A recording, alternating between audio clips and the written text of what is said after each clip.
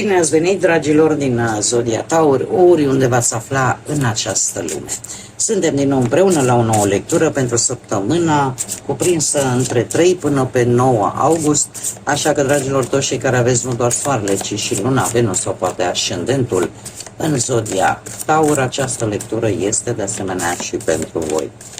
Nu uitați, dragii mei, este totuși o lectură general colectivă, așa că vă rog să luați decât ceea ce va rezona cu voi. Desigur, vreau să le mulțumesc tuturor celor care sunteți deja aici, care mă susțineți prin intermediul like-urilor, comentariilor frumoase, gândurilor voastre bune și fiecărui gest de apreciere. Așa că mii și mii de mulțumiri tuturor. De asemenea, pentru cei care sunteți pentru prima dată aici pe canal, vă urez bun venit, iar dacă la finalul acestei lecturi simțiți că ați rezonat sau pur și simplu v-a plăcut, nu ezitați, dragilor, să vă abonați. Este gratuit și în felul acesta nu veți pierde niciuna dintre lecturile mele.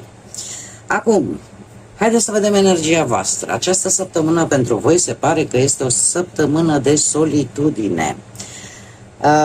Simțiți nevoia de liniște, simțiți nevoia de o perioadă mai de singurătate, așa, o retragere interioară.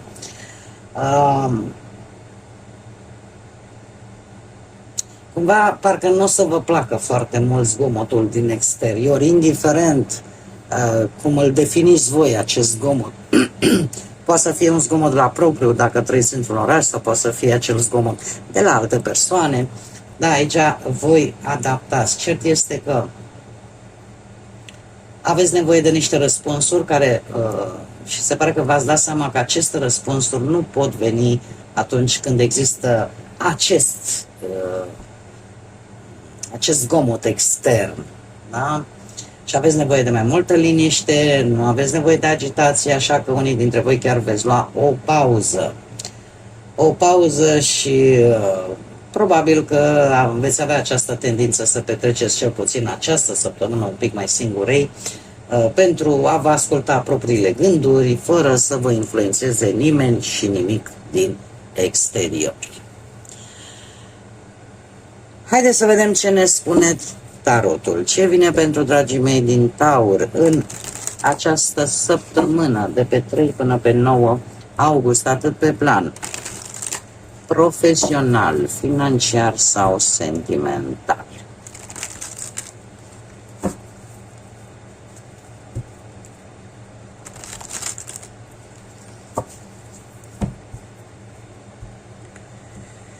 Bun.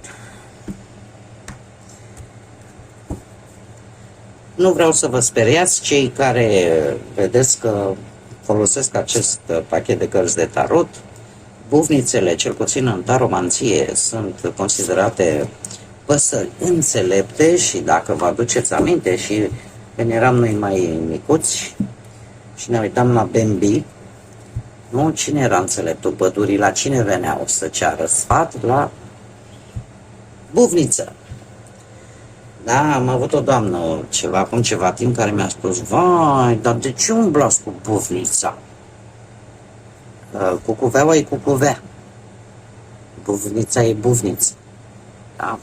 Hai, revenind la cărțile noastre. Avem un 4 de cupe, un 8 de bâte, o regină de monede, aici puteți fi foarte bine voi, și un paș de spade, zodii de aer. Gemeni, balanță sau vărsător. Haideți să le și clarificăm, să vedem despre ce este vorba. Lucruri rapide, să știți, pe partea banilor, iar la muncă se resimte această energie. Parcă nu vă mai interesează de nimeni și de nimic. Chiar dacă lucrurile nu merg foarte rău din câte văd eu la muncă, dar nu vă mai arde de nimeni. Haideți să clarificăm. Clarificăm 4 de cupe pentru dragii mei din Taur. Stați așa. Da, e aici cineva poate care nu prea vă place, dar are un rang înalt, să știi. Să știți că are un rang înalt. Așa, hai să vedem, clarificăm regina de monede. Să vedem de unde vine ea. Și un paj de spade, clarificăm și pe acesta. Clarificăm pajul de spade. Dragilor, nu știu cum sunteți, pe unde sunteți voi, cât de cald este, dar pe mine m-a topit. Și suntem în a treia lună de călduri extreme. Și când zic extreme, peste 40. Bun, haideți să vedem. Avem așa un rege de spade, zodii de aer, Gemeni, Balanță, Vărsător, dragii mei, dragile mele. Se pare că există aici niște oameni, zice că sunt niște șefi mai degrabă, care e posibil să fi luat o decizie, ea poate să fi fost destul de echilibrată, destul de rațională această decizie pentru voi din punctul ăsta de vedere profesional, doar că ori e percepută de voi această decizie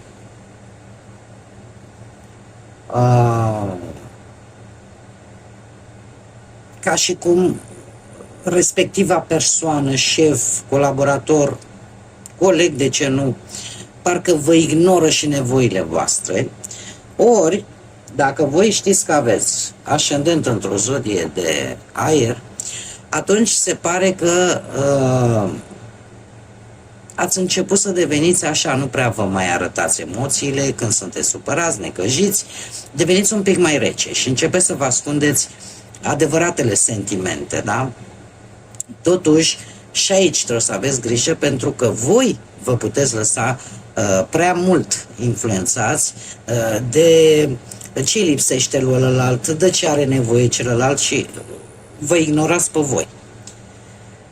De ce spun acest lucru? Pentru că avem toate aceste lucruri duc la acest 4 de cupe, care ce îmi spune? Că e o perioadă în această săptămână în care reevaluați ori situația profesională, ori relația voastră cu șefi, colegi, colaboratori, începeți să analizați ceva anume, că e jobul pe care îl aveți, că e un proiect, cum am mai spus, că e o colaborare care pe voi, nu știu, nu vă mai aduce niciun fel de satisfacție, pur și simplu.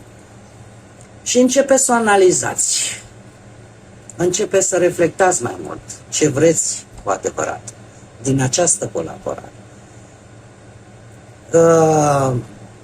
Eu aș spune că e o săptămână în care toată această perioadă de solitudine, de retragere, este binevenită, pentru că doar în felul acesta vă puteți da seama dacă ceva mai poate continua sau nu. Pe partea bănuților se întâmplă lucruri rapide. Avem un 8 de bâte, el provine de la un 6 de cupe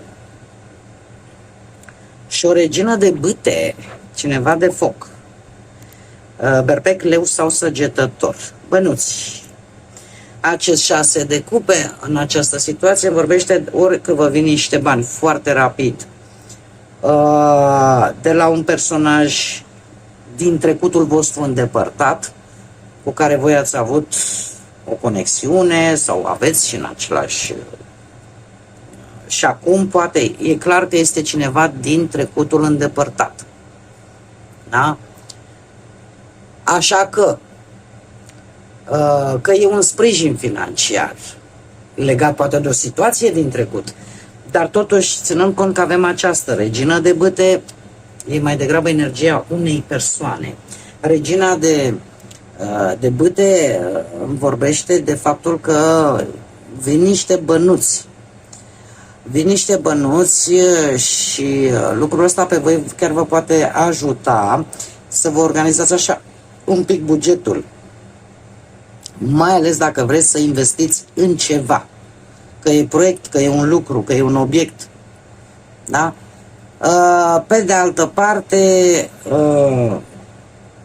poate că unii dintre voi aveți ascendent în zodie de foc și în cazul acesta, eu aș spune că ceva din trecut, o situație financiară de care durează de ceva ani sau de ceva vreme cel puțin, destul de îndelungată, începe să se schimbe și asta vă dă vouă curaj. Da? Vă dă curaj, și impulsul ăsta de a te implica. Ce se întâmplă? Toate acestea duc la acest 8 de bâte. Un 8 de bâte care să știți că vine și el, dar cu 2 tăișuri. De ce? Că e într-adevăr. Există posibilitatea să aveți o sumă de bani rapid? Da. Dar pe de altă parte, de asemenea, puteți avea și niște cheltuieli neașteptate. O colaborare cu cineva chiar vă poate aduce și un mic câștig imediat. Dar aveți totuși grijă, nu vă apucați, hai să cheltuim. Sau hai să accept oferta lui cutărită, că îl cunosc, eu de tinerețe îl cunosc. Studiați, indiferent de unde vine această ofertă, de unde vine acest posibil câștig, încercați să nu vă pierdeți cu firea, studiați-le, nu riscați bani pe decizii și acțiuni prea rapide sau pe care voi nu le-ați planificat. Pe partea relației avem o regină de monede, foarte bine vă poate reprezenta pe voi, este regina care reprezintă zodiile de pământ, Taur, Fecioară sau Capricorn, de unde provine ea, de la un as de bâte. Pe partea relației, dragilor, va exista nu știu cât sentiment, dar pasiune și chimie între voi maxim. De ce? Pentru că asul de bâte vorbește de un suflu nou așa în relația voastră. Faceți lucruri în comun, sunteți mai aventurieri așa, posibil să planificați poate chiar și o excursie, un weekend, să faceți ceva un pic mai aventuros așa. Da? Pentru că mi-arată entuziasm, mi-arată dorință să experimentați lucruri noi împreună. Există foarte multă chimie între voi. Ca să nu spun mai mult, dar eu cred că sunteți inteligenți cu toții și vă dați seama de ce am vrut să spun. Da? Toate aceste lucruri duc la această regină de monede, care îmi spune că în cuplul vostru, în această săptămână, se va vedea energia unui parteneriat loial, grijuliu, cineva, ori voi, ori perechea voastră, apare grija față de partener, față de familie, față de construirea unei vieți stabile împreună, da? Vă susțineți emoțional și chiar material, de ce nu? Așa că nu e rău deloc. Pentru cei singurei avem un paș de spade, încă o dată zodii de aer, Gemeni, Balanță sau Vărsător, de unde provine el? De la un 6 de monede. Pentru cei singurei, dragilor, 6 de monede îmi vorbește de un anumit sprijin, o anumită atenție pe care voi ați primit-o din partea unei persoane. Ori că v-a acordat vreun ajutor, ori că a făcut un gest de afecțiune sau pur și simplu ați avut o mică întâlnire destul de plăcută, un moment în care voi v-ați bucurat de această conexiune, iar lucrul ăsta a creat curiozitate. Că e la voi, că e la acest personaj, ce pot să vă spun este că putem vorbi de o energie foarte tânără sau de cineva care se manifestă, chiar dacă e trecut poate de prima tinerețe, totuși se manifestă foarte juvenil, foarte adolescentin. Pe de altă parte, pajul de spade îmi vorbește de curiozitate, așa cum am mai spus, și de dorința de a explora această relație nouă, de a se implica de multe ori prea rapid. Că e vorba de voi, voi știți, că e vorba de cealaltă energie, de asemenea tot voi știți. Cert este că e bine, curiozitatea este bună, obținerea de informații sunt și mai bune, totuși analizați, nu vă implicați foarte rapid, mai ales emoțional în relații, fără să analizați totuși, să știți mai multe, da? Să învățați, pentru că există și dorința de a învăța.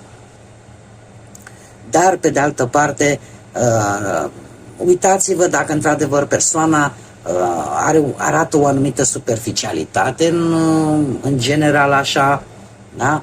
Sau cineva care să aibă tendința să evite totuși un angajament serios, că sunteți voi sau că este cealaltă energie.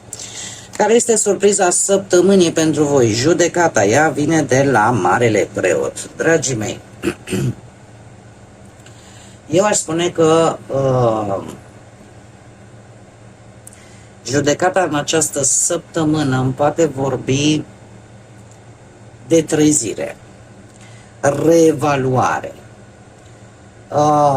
o schimbare importantă care vine în viața voastră și unde voi va trebui să fiți foarte responsabili. E vorba de o alegere pe care posibil ori ați făcut-o cu ceva timp în urmă, ori o situație pe care tot ați amânat-o și din păcate se reîntoarce la voi pentru a fi definitivată, indiferent pe ce domeniu vorbim. Acum, dat fiind că Marele Preot vă reprezintă tot pe voi ca și zodie, aș spune că e vorba ori de o instituție, ori de un angajament, ori de ceva ce voi v-ați asumat, o situație care a fost ținută poate prea mult timp într-un cadru, să zicem așa, destul de cunoscut, destul de stabil. Totuși, judecata în această situație te îndeamnă să privești respectiva situație, respectiva problemă care te macină dintr-o altă perspectivă. E ca și cum doar în felul acesta poți clarifica, poți lua o decizie, poți face o evaluare. E o situație care nu mai se poate amâna, nu o mai puteți ignora. Așa că e posibil ca ceva ce părea destul de stabil, pentru că voi ați acceptat așa că trebuie, sau că așa spune lumea, că așa e tradiția. Da? Dar voi veți ajunge la o conștientizare foarte importantă. Că e o veste, că e un telefon, că e un răspuns, că e un mesaj, că e o confirmare. Sau chiar, cum am mai spus, se reia o anumită situație din trecut, dar este ceva mult mai serios, mult mai oficial. Dacă ar fi să concluzionez, aș spune că după o perioadă în care voi ați urmat anumite reguli, ați respectat un anumit angajament sau ați rămas fideli unei anumite convingeri, în această săptămână vine momentul ca voi să vedeți de fapt ce înseamnă cu adevărat acea alegere pe care voi ați făcut-o și poate importanța unei decizii. De asemenea, poate să aibă și sensul unei validări. Ceva care trebuie făcut corect, o confirmare poate, sau chiar o recunoaștere, poate chiar de la o instituție, da? Să fie judecata, să fie un răspuns de la o instituție.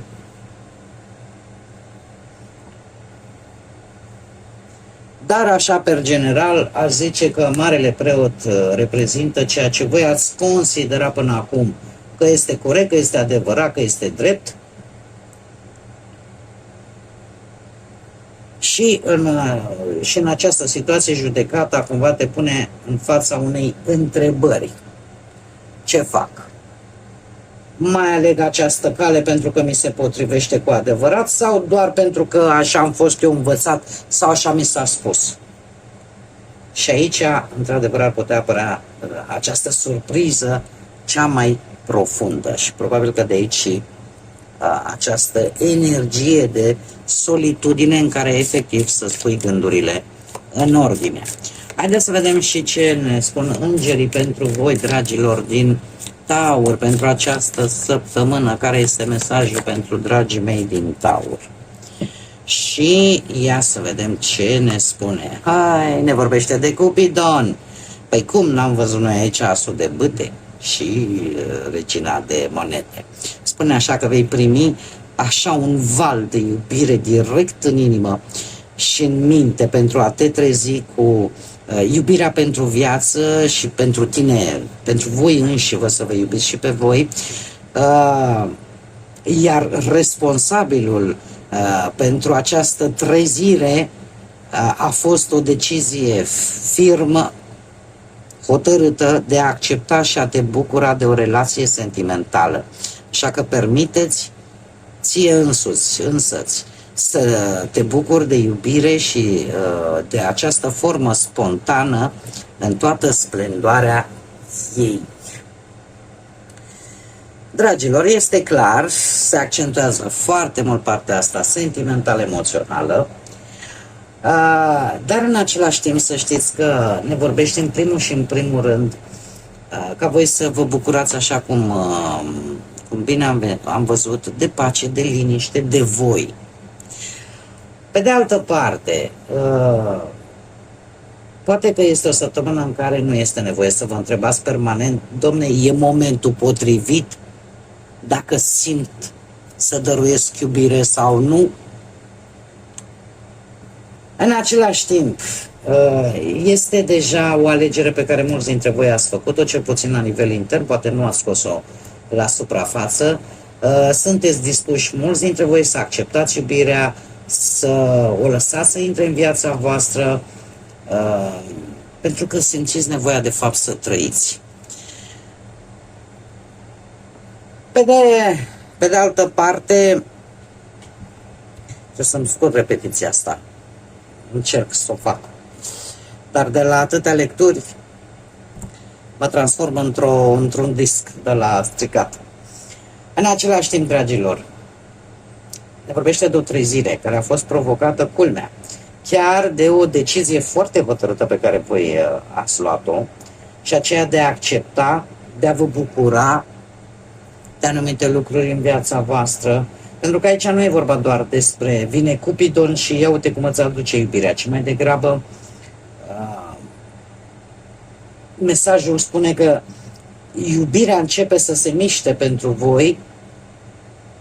E ca și cum ar zice, nu trebuie să mai respingi, nu trebuie să mai vă închideți, dați-vă voie să mai și primiți, nu doar să dăruiți.